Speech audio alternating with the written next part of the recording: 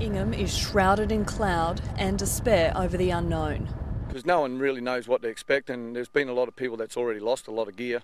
Utter disbelief masks the faces of many as they wait for their second record-breaking flood in just 6 days. Very heartbreaking. We've got gear downstairs that's had a bit of water and a bit of flood damage.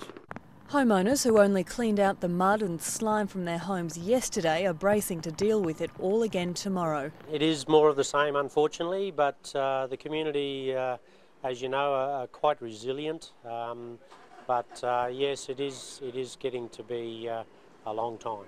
These two boys had to be rescued after they were caught out on the wrong side of the river. Well, we were just walking out to a mate's place and the water just rose up on the side of the road pretty quick. At least this time the residents have some warning, but it's cold comfort. On top of the Queensland Premier's flood appeal she launched yesterday, the federal government has also got on board. They've promised a one-off payment of $1,000 for every flood-affected adult here in Ingham and $400 for every child. What we're trying to do is, for those that are eligible and assessed as being eligible, is to provide some immediate relief.